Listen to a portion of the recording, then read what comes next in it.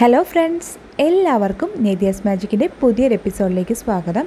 അപ്പോൾ ഇന്ന് ഞാൻ വന്നിരിക്കുന്നത് കുറച്ച് കിച്ചൺ ടിപ്സ് ആയിട്ടാണ്. അപ്പോൾ ഇതിനു മുമ്പ് നമ്മളുടെ ചാനലിൽ 2 വീഡിയോസ് അപ്ലോഡ് ചെയ്തിട്ടുണ്ടായിരുന്നു, കിച്ചൺ ടിപ്സ് ഉൾപ്പെടുത്തി. അതെല്ലാവരും കണ്ടിട്ടുണ്ടാകുമെന്ന് വിശ്വസിക്കുന്നു. അപ്പോൾ കണ്ടിട്ടില്ലാത്തവരുണ്ടെങ്കിൽ ഡിസ്ക്രിപ്ഷൻ ബോക്സിൽ ഞാൻ അതിൻ്റെ ലിങ്ക് കൊടുക്കാം. ഒന്നേറെ കണ്ട് സപ്പോർട്ട് ചെയ്യുക. അതുപോലെ തന്നെ നിങ്ങൾക്കറിയാവുന്ന ടിപ്സൊക്കെ ഒന്ന് കമൻ്റായിട്ട് ഇടുകയാണെങ്കിൽ വരുന്ന വീഡിയോസിൽ ഞാൻ അതുകൂടി ഇൻക്ലൂഡ് ചെയ്യുന്നതായിരിക്കും. പിന്നെ ഇന്നത്തെ വീഡിയോയിൽ ഏതെങ്കിലും ഒരു ടിപ്പ് നിങ്ങൾക്ക് യൂസ്ഫുൾ ആയിട്ട് തോന്നുകയാണെങ്കിൽ ഒന്ന് ലൈക്ക് ചെയ്യുക. അതുപോലെ തന്നെ നിങ്ങളുടെ ഫ്രണ്ട്സിനും ഫാമിലിക്കും ഒക്കെ ഒന്ന് ഷെയർ ചെയ്ത് കൊടുക്കുക. അപ്പോൾ ഇത്രയേ ഉള്ളൂ. അപ്പോൾ പോകാം നമുക്ക് ഇന്നത്തെ വീഡിയോയിലേക്ക്. അപ്പോൾ ആദ്യത്തെ ടിപ്പെന്ന് പറയുന്നത്, നമ്മൾ ഇതുപോലത്തുള്ള ബോട്ടിലൊക്കെ യൂസ് കഴിഞ്ഞിട്ട് നമ്മൾ കഴുകി ഉണക്കി സൂക്ഷിക്കാറുണ്ടല്ലേ. ഇപ്പോൾ ഹോർലിക്സിൻ്റെ, ബൂസ്റ്റിൻ്റെ അതുപോലെ നമ്മൾ സാധനം വാങ്ങുന്നതൊക്കെ അത് കഴുകി ഉണക്കി നമ്മൾ സൂക്ഷിക്കാറുണ്ട്. അപ്പോൾ അങ്ങനെ സൂക്ഷിച്ച് വെച്ചിരിക്കുന്ന ടൈമിൽ നമ്മൾ കുറച്ച് കഴിഞ്ഞ് എടുക്കുമ്പോൾ അതിനൊരു ബാഡ് സ്മെൽ ഉണ്ടാവാറുണ്ട്. നമ്മൾ കഴുകി ഉണക്കി സൂക്ഷിക്കുകയാണെങ്കിൽ കൂടി ചിലപ്പോൾ എടുക്കുമ്പോൾ ഒരു ബാഡ് സ്മെൽ ഉണ്ടാകാറുണ്ട്. അപ്പോൾ അത് മാറാനായിട്ട് ഇതുപോലെ കുറച്ച് ന്യൂസ് പേപ്പർ ഒന്ന് ചുരുട്ടിയിട്ട് അതിനകത്തേക്ക് വെച്ച് കൊടുക്കുക. അപ്പോൾ അങ്ങനെ വെക്കുകയാണെങ്കിൽ ആ ഒരു ബാഡ് സ്മെല്ല് പോയി കിട്ടും കേട്ടോ. അപ്പോൾ നമ്മൾ എടുക്കുമ്പോഴാണ് ആ ഒരു സ്മെല്ല് തോന്നുന്നതെങ്കിൽ ഒരു ദിവസമൊക്കെ നമ്മൾ ഇതുപോലെ ഒന്ന് പേപ്പർ വെച്ച് കൊടുക്കുകയാണെങ്കിൽ പിറ്റേന്ന് എടുക്കുമ്പോൾ ആ ഒരു സ്മെല്ല് പോയിട്ടുണ്ടാകും. അതെല്ലാം നമ്മൾ ഈ കഴുകി ഉണക്കിയിട്ട് സൂക്ഷിക്കുന്ന ടൈമിൽ തന്നെ ഇതുപോലെ കുറച്ച് പേപ്പർ വെച്ചിട്ടാണ് സൂക്ഷിക്കുന്നതെങ്കിൽ ആ ഒരു സ്മെല്ല് വരാതിരിക്കും. അപ്പോൾ ഇതെന്തായാലും ഹെൽപ്ഫുള്ളായിട്ടുള്ളൊരു ടിപ്പായിരിക്കും എന്ന് വിചാരിക്കുന്നു. ആ ഒരു സ്മെല്ലൊക്കെ ആ ന്യൂസ് പേപ്പർ അങ്ങോട്ട് വലിച്ചെടുത്തോളും. ഇനി അടുത്ത ടിപ്പെന്ന് പറയുന്നത്, നമ്മൾ ഹോർലിക്സൊക്കെ വാങ്ങി സൂക്ഷിക്കുമ്പോൾ അത് പലപ്പോഴും കട്ട കെട്ടാറുണ്ട്. നമ്മൾ ഡെയിലിയൊക്കെ എടുക്കുന്നതാണെങ്കിൽ കുഴപ്പമില്ല, നമ്മളതല്ല കുറച്ച് ദിവസമൊക്കെ വെച്ചിട്ടൊക്കെ എടുക്കുമ്പോൾ അതിതുപോലെ കട്ട പിടിച്ചതുപോലെ ആവാറുണ്ട് ഹോർലിക്സും ബൂസ്റ്റൊക്കെ. അപ്പോൾ അത് ഒഴിവാക്കാനായിട്ടുള്ളൊരു ടിപ്പാണ്. അപ്പോൾ അത് നമ്മൾ ഫ്രിഡ്ജിൽ സൂക്ഷിക്കുകയാണെങ്കിൽ അതുപോലുള്ള ആ ഒരു പ്രശ്നം ഉണ്ടാവില്ല കേട്ടോ, കട്ട കെട്ടുന്ന പ്രശ്നം ഉണ്ടാവില്ല. അപ്പോൾ ഇത് ഹോർലിക്സിനും ബൂസ്റ്റിനും ഒക്കെ പ്രത്യേകിച്ച് നമ്മൾ ഈ മഴ ടൈമിലൊക്കെ അങ്ങനെ ഒരു പ്രശ്നം ഉണ്ടാവാറുണ്ട്. അപ്പോൾ ഇങ്ങനെയുള്ള സാധനങ്ങളൊക്കെ നമ്മൾ ഡെയിലി എടുക്കുന്നതല്ലെങ്കിൽ ഫ്രിഡ്ജിൽ സൂക്ഷിക്കുകയാണെങ്കിൽ നമുക്ക് ആ ഒരു പ്രശ്നം ഒഴിവാക്കാം. ഹോർലിക്സും ബൂസ്റ്റും അതുപോലെ തന്നെ നമുക്ക് കോഫി പൗഡറൊക്കെ ഇതുപോലെ സ്റ്റോർ ചെയ്യുകയാണെങ്കിൽ ആ ഒരു കട്ട പിടിക്കുന്ന ആ ഒരു പ്രോബ്ലം ഉണ്ടാവില്ല. അപ്പോൾ എല്ലാവരും ഇതൊന്ന് ട്രൈ ചെയ്ത് നോക്കൂ കേട്ടോ. ഇനി അടുത്ത ടിപ്പെന്ന് പറയുന്നത്, നമ്മളുടെ ഇതുപോലുള്ള ബാഗ് അല്ലെങ്കിൽ ലൈറ്റ് കളറ് പേഴ്സിലൊക്കെ നമ്മൾ പേനയുടെ വര വീണാൽ അല്ലെങ്കിൽ മഷി പറ്റിയാൽ നമുക്കത് പിന്നെ യൂസ് ചെയ്യാൻ വളരെ ബുദ്ധിമുട്ടായിരിക്കും. അപ്പോൾ അത് പോവാനായിട്ടുള്ളൊരു ടിപ്പാണ്. ഇപ്പോൾ ഞാൻ ഇതിലൊന്ന് വരച്ച് കൊടുത്തിട്ടുണ്ട്.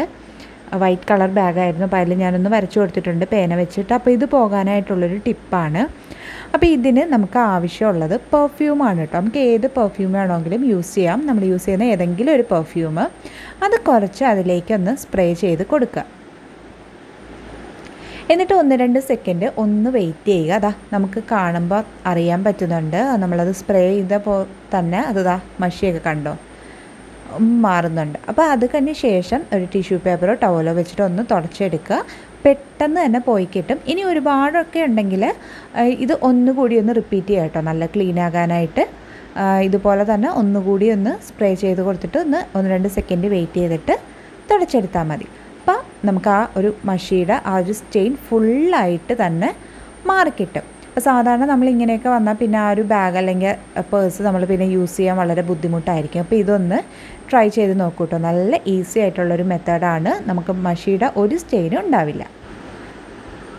ഇനി അടുത്ത ടിപ്പെന്ന് പറയുന്നത്, നമ്മൾ സാധാരണ ബെഡ്ഷീറ്റൊക്കെ വിരിച്ചിടുമ്പോഴത്തേക്ക് കുറച്ച് കഴിയുമ്പോൾ അത് ഇതേപോലെ പുറത്തേക്ക് ഇങ്ങനെ ആവാറുണ്ട് നമ്മൾ വിരിച്ചിടുന്നത്, പ്രത്യേകിച്ച് കുട്ടികളുള്ളപ്പോൾ. അപ്പോൾ അത് ഒഴിവാക്കാനായിട്ടുള്ളൊരു ടിപ്പാണ്. അതിനായിട്ട് ഈ ഒരു കോർണറിൽ നമ്മൾ കുറച്ച് ഭാഗം ഒന്ന് പിടിച്ചിട്ട് ഒരു റബ്ബർ ബാൻഡ് ഇട്ട് കൊടുക്കുക. ഒരു റബ്ബർ ബാൻഡ് ഇട്ട് സെക്യൂർ ചെയ്തതിന് ശേഷം അത് ഉള്ളിലേക്ക് വെച്ച് കൊടുക്കുകയാണെങ്കിൽ പെട്ടെന്ന് ബെഡ്ഷീറ്റ് പുറത്തേക്ക് വരില്ല കേട്ടോ, അങ്ങനെ തന്നെ ഇരുന്നോളും. അപ്പോൾ നമുക്കിപ്പോൾ മാർക്കറ്റിൽ ഇതിന് പറ്റിയ സെക്യൂർ ചെയ്ത് വെക്കാൻ പറ്റിയ ക്ലിപ്പും അങ്ങനത്തെ സംഭവങ്ങളൊക്കെ അവൈലബിൾ ആണ്. അപ്പോൾ നമ്മൾ റബ്ബർ ബാൻഡ് യൂസ് ചെയ്യുകയാണെങ്കിൽ അതിൻ്റെ ഒന്നും ആവശ്യം വരുന്നില്ല, നമുക്ക് വളരെ ഈസി ആയിട്ട് തന്നെ അത് സെക്യൂർ ചെയ്ത് വെക്കാം. അപ്പോൾ ഇത് വളരെ യൂസ്ഫുൾ ആയിട്ടുള്ളൊരു ടിപ്പായിരിക്കും കേട്ടോ, പ്രത്യേകിച്ച് കുട്ടികളുള്ളപ്പോൾ. കാരണം അവർ കയറി മറിയുമ്പോൾ ആ ബെഡ്ഷീറ്റ് പെട്ടെന്ന് തന്നെ നമ്മൾ വിരിച്ചിടുന്നത് പെട്ടെന്ന് തന്നെ പുറത്തേക്ക് വരും. അപ്പോൾ ഇങ്ങനെ ഒന്ന് ചെയ്ത് വെക്കുകയാണെങ്കിൽ നല്ല സെക്യൂർ ആയിട്ട് തന്നെ ഇരിക്കാൻ സഹായിക്കും. അപ്പോൾ എല്ലാവരും ഒന്ന് ട്രൈ ചെയ്ത് നോക്കൂ കേട്ടോ. ഇതുപോലെ ഒന്ന് റബ്ബർ ബാൻഡ് വെച്ചിട്ട് ഒന്ന് സെക്യൂർ ചെയ്ത് ഇനി അടുത്ത ടിപ്പ് ചപ്പാത്തി നല്ല സോഫ്റ്റ് ആവാനായിട്ടുള്ളൊരു ടിപ്പാണ്. അപ്പോൾ സാധാരണ നമ്മൾ ചപ്പാത്തിക്ക് മാവ് കുഴയ്ക്കുമ്പോൾ ഗോതമ്പ് പൊടിയും അതുപോലെ തന്നെ കുറച്ച് ഉപ്പും പിന്നെ ഓയിലും ചേർത്തിട്ട് പിന്നെ ആവശ്യത്തിന് വെള്ളവും കൂടി ഉപയോഗിച്ചിട്ടായിരിക്കും കുഴച്ചെടുക്കുന്നത്. അപ്പോൾ അതിന് പകരമായിട്ട് അതിലേക്ക് ആദ്യം കുറച്ച് പാൽ കൂടി ചേർത്ത് കൊടുക്കുകയാണെങ്കിൽ ചപ്പാത്തി നല്ല സോഫ്റ്റായി കിട്ടും. അപ്പോൾ ഒരുപാടൊന്നും വേണ്ട കേട്ടോ. ഞാനിപ്പോൾ ഇവിടെ 3 കപ്പ് ഗോതമ്പ് പൊടി എടുത്തിട്ടുണ്ട്. അതിലേക്ക് 2-3 ടേബിൾ സ്പൂൺ പാൽ കൂടി ഒന്ന് ആഡ് ചെയ്തിട്ട് ജസ്റ്റ് ഒന്ന് മിക്സ് ചെയ്തെടുക്കുക. അതിനുശേഷം നമ്മൾ സാധാരണ ചെയ്യുന്ന കൂട്ട് നോർമൽ വാട്ടറിലൊന്ന് കുഴച്ചെടുക്കുക. ഞാനിപ്പോൾ സാധാരണ ചൂടുവെള്ളമൊന്നും യൂസ് ചെയ്തിട്ടല്ല ചപ്പാത്തി മാവ് കുഴയ്ക്കാറ്, സാധാ വെള്ളത്തിൽ തന്നെയാണ് കുഴയ്ക്കുന്നത്. അപ്പോൾ പാൽ ചേർത്തൊന്ന് മിക്സ് ചെയ്തതിന് ശേഷം കുറച്ച് നോർമൽ വാട്ടറും കൂടി ഒഴിച്ചിട്ട് നന്നായിട്ടൊന്ന് കുഴച്ചെടുക്കുക. അപ്പോൾ അവസാനം ഞാൻ കയ്യിൽ കുറച്ചൊന്ന് ഓയിൽ അപ്ലൈ ചെയ്തിട്ട് ഒന്നുകൂടി അതൊന്ന് കുഴച്ചെടുക്കുന്നുണ്ട്. അപ്പോൾ ആദ്യം നമ്മൾ ഓയിലൊന്നും ആഡ് ചെയ്തിട്ടില്ല. അപ്പോൾ ഇങ്ങനെ ചെയ്യുകയാണെങ്കിൽ ചപ്പാത്തി നല്ല സോഫ്റ്റായി കിട്ടും. അപ്പോൾ ഇനി നമ്മളിത് ചുട്ടെടുക്കുന്ന ടൈമിൽ അതിൽ നെയ്യോ ഓയിലോ ഒന്നും അപ്ലൈ ചെയ്ത് കൊടുക്കേണ്ട ആവശ്യമില്ല. അതുപോലെ തന്നെ നമ്മൾ പാൽ ചേർത്തിട്ട് കുഴച്ചെടുക്കുമ്പോൾ മാവ് കുറച്ച് നേരം റെസ്റ്റ് ചെയ്യാൻ വെക്കേണ്ട ആവശ്യമില്ല. നമുക്ക് അപ്പോഴും തന്നെ അത് യൂസ് ചെയ്യാവുന്നതാണ്. അപ്പോൾ എല്ലാവരും ഇനി ചപ്പാത്തി ഉണ്ടാക്കുമ്പോൾ കുറച്ച് പാൽ കൂടി ആഡ് ചെയ്ത് നോക്കൂ. നല്ല സോഫ്റ്റ് ആയിരിക്കും ചപ്പാത്തി. ഇനി അടുത്തത് നമ്മളുടെ കുക്കറിൽ നിന്ന് വിസിൽ വരാത്തൊരു പ്രശ്നം പലർക്കും ഉണ്ടാവാറുണ്ടല്ലോ പല ടൈമിലും. അപ്പോൾ അത് ഒഴിവാക്കാനായിട്ടുള്ളൊരു ടിപ്പാണ്. അപ്പോൾ അത് പ്രത്യേകിച്ച് നമ്മൾ പഴയ കുക്കറൊക്കെ യൂസ് ചെയ്യുമ്പോഴാണ് ആ ഒരു പ്രശ്നം കൂടുതലായിട്ടും ഉണ്ടാകാറ്. ഇങ്ങനെ വിസിൽ വരാതിരിക്കുക, എയർ പുറത്തേക്ക് പോവുക. അപ്പോൾ അത് ഒഴിവാക്കാനായിട്ട് നമ്മൾ കുറച്ച് ഓയിലൊന്ന് ആ ഒരു വാഷറിൽ അപ്ലൈ ചെയ്ത് കൊടുക്കുക. അപ്പോൾ വാഷറിൻ്റെ എല്ലാ ഭാഗത്തും എത്തുന്ന രീതിയിൽ കുറച്ച് ഓയിലൊന്ന് അപ്ലൈ ചെയ്ത് കൊടുക്കുക. അപ്പോൾ നമുക്ക് ഏത് ഓയിൽ വേണമെങ്കിലും യൂസ് ചെയ്യാം. കോക്കനട്ട് ഓയിലോ അല്ലെങ്കിൽ റിഫൈൻഡ് ഓയിലോ ഏത് ഓയിൽ വേണമെങ്കിലും യൂസ് ചെയ്യാം. പക്ഷേ വാഷറിൻ്റെ എല്ലാ ഭാഗത്തും ആ ഒരു ഓയിൽ എത്തുന്ന രീതിയിൽ നമ്മളൊന്ന് അപ്ലൈ ചെയ്ത് കൊടുത്തിട്ട് യൂസ് ചെയ്യുകയാണെങ്കിൽ ആ ഒരു പ്രശ്നം ഉണ്ടാവില്ല. നല്ല ടൈറ്റായിട്ടിരിക്കും. അതുപോലെ തന്നെ വിസിലും വരും. അപ്പോൾ എല്ലാവർക്കും വളരെ ഹെൽപ്ഫുള്ളായിട്ടുള്ളൊരു ടിപ്പാണ്. അപ്പോൾ എല്ലാവരും ഇതൊന്ന് ട്രൈ ചെയ്ത് നോക്കുക.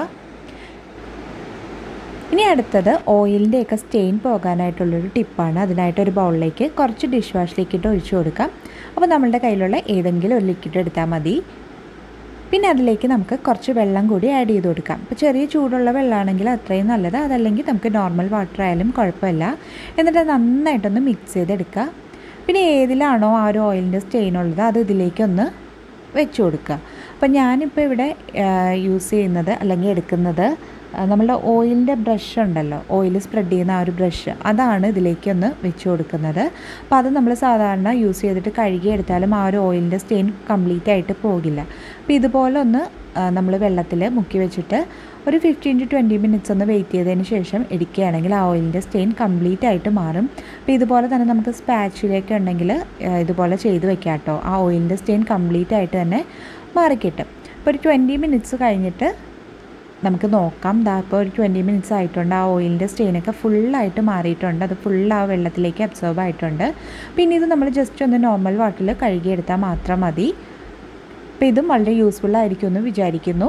അപ്പോൾ ഇന്നത്തെ വീഡിയോ ഇത്രയേ ഉള്ളൂ. എല്ലാവർക്കും ഇഷ്ടമായെന്ന് വിചാരിക്കുന്നു. ഇതിലേതെങ്കിലും ഒരു ടിപ്പ് നിങ്ങൾക്ക് യൂസ്ഫുൾ ആയെങ്കിൽ ഒന്ന് ലൈക്ക് ചെയ്യുക, അതുപോലെ ഒന്ന് ഷെയർ ചെയ്ത് കൊടുക്കുക. പിന്നെ ചാനൽ ഇതുവരെ സബ്സ്ക്രൈബ് ചെയ്യാതെ കാണുന്ന കൂട്ടുകാരുണ്ടെങ്കിൽ ആ സബ്സ്ക്രൈബ് ബട്ടൺ കൂടി ഒന്ന് ക്ലിക്ക് ചെയ്ത് കൊടുക്കുക. തൊട്ടടുത്തുള്ള ഒരു ബെല്ലൈക്കണും കൂടി എനേബിൾ ചെയ്താൽ മാത്രമേ ഞാൻ പുതിയ വീഡിയോസ് ഇടുമ്പോൾ അതിൻ്റെയൊക്കെ നോട്ടിഫിക്കേഷൻ നിങ്ങൾക്ക് ലഭിക്കുള്ളൂ. മറ്റൊരു നല്ല വീഡിയോയുമ്പോൾ നമുക്ക് വീണ്ടും കാണാം. അതുവരെ thank you, bye, thanks for watching.